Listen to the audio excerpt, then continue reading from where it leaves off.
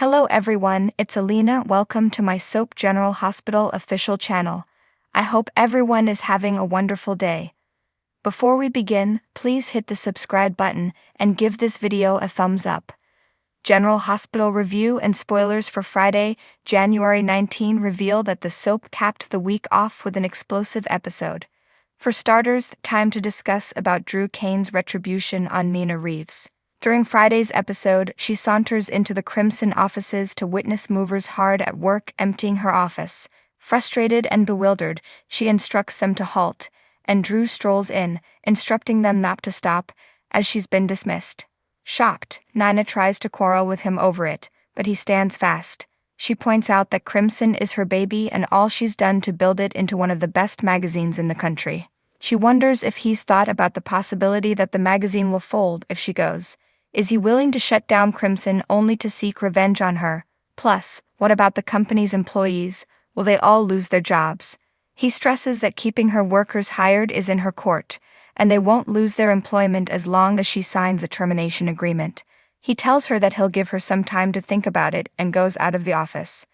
Meanwhile, at Bobby's, Carly is interviewing for an assistant manager. The place has gotten so busy that she needs aid and support. Sam McCall steps in as she's scheduled to see Drew. However, Carly knows he has an important meeting at Aurora that he's handling right now, and it may have slipped his memory. Sam comments that she's noticed so many changes in Drew since he's come back from Pentonville. He's been tense and quick to become upset, and Carly says she has seen the same in him, but so much has transpired lately. Not only is he struggling with the repercussions of prison, but finding out that her mom died and Nana's SEC secret on NYE was terrible. He's been through a ton as of late. Sam wonders how she can help, and Carly comments expressing patience, support, and grace. Carly also claims she feels responsible for everything that's happened, and she wants to do all she can to be there for Drew. Sam appreciates that, but she cautions not to lose her peace in the process. At the hospital, Laura Collins arrives at Cyrus Renault's room, and he briefs her on dropping Sonny Corinthos' accusations. He admits he provoked him, and now that he's unburdened his soul, his body can heal. Spencer Cassadine arrives shortly after Laura, and it's hinted that the person Cyrus contacted the day before to come to visit him was the both of them. Cyrus informs them that Esme Prince came to visit him last night, looking for aid. Cyrus enables Spencer to take over on why she needed assistance, and he proceeds to tell his grandmother that Nicholas Cassadine visited him, and he led him to take Ace Cassadine.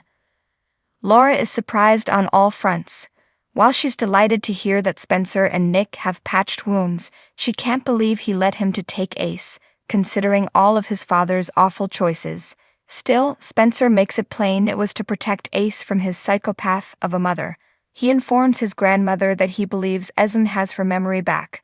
Spencer details their chat at the police station, among other things. Nonetheless, Laura says there is no substantial evidence that Esme remembers all. Spencer is startled that Laura is still giving Esme the benefit of the doubt and points out that reaching out to Cyrus is proof that the old Esme is back.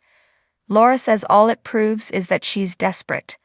Laura thanks Cyrus for keeping her in the loop, then walks into the hallway and contacts Dan Falconeri to report Ace is missing.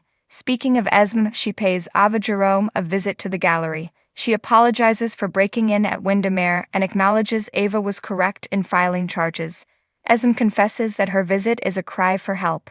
She tells Ava that Nick has stolen Ace and pleads to her as another mother for assistance. Ava's stunned and lets her guard down, while Esme appears terribly shaken without her baby. She asks if Ava has seen Nicholas, and Ava confirms she has, but also notes he's long gone. A frustrated Esme is still hopeful she can help somehow. However, Ava comments that the young mom is in much over her head. Nick has the power, money, and resources to stay concealed with Ace for as long as he wishes.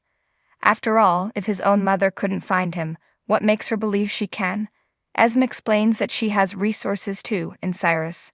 Ava queries why Cyrus would help her, and Esme answers it is because they are family. Ava tells Esme that Cyrus is Ace and Nick's family, not hers. Feeling spurned, Esme storms out of the gallery. Back at the hospital, Adam Wright has woken up, and he's in a hurry to be discharged. He lies to Willow Corinthos and Portia Robinson about what happened the night before and explains that he was partying and the drugs he took were for a cold. Adam states that Jocelyn Jack was completely overreacting with all this, and he needs to leave the hospital right soon. Portia writes that he can be freed today, but his parents have been notified, and he will need a psychiatric evaluation before he can be signed out. When Portia discusses his parents, Adam has a meltdown.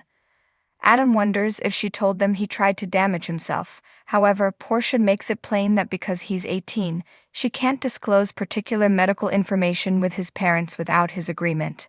They were notified because they were his emergency contact. Regardless, she encourages Adam to be honest with the doctor, his parents, and himself, for the benefit of his health and safety.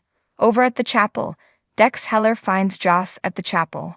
They chat about Adam and his parents' condition, and Dex says that Adam feels like a failure because of the expectations his parents imposed on him. Joss questioned if he ever felt like that with his parents and dad, but he noted that he burned out early and left, so he doesn't know exactly what Adam is feeling. They head out in the hallway and run into Portia. She can't tell Joss anything about Adam, except he's awake, but he cannot have guests. Just then Mr. Wright, Adam's dad, storms in from the elevator. Dressed in a suit, he asks to see his son, while Willow is behind the counter. Portia approaches him and indicates he needs a psychiatric evaluation, and Mr. Wright remarks that he doesn't want any unrelated fluff on his medical bill. He wants his son discharged right soon. Joss confronts Mr. Wright and the two have a heated disagreement. She informs him that his son is struggling and Mr. Wright believes it's because he's been drinking and partying too much at college. He comments that Adam's mother and he didn't think he was mature enough to manage living away from home, and they were right. He had such a bright future before with a 4.0 average, but Jocelyn interrupts and tells the dad that Adam is self-medicating owing to the anxiety and pressure from his parents.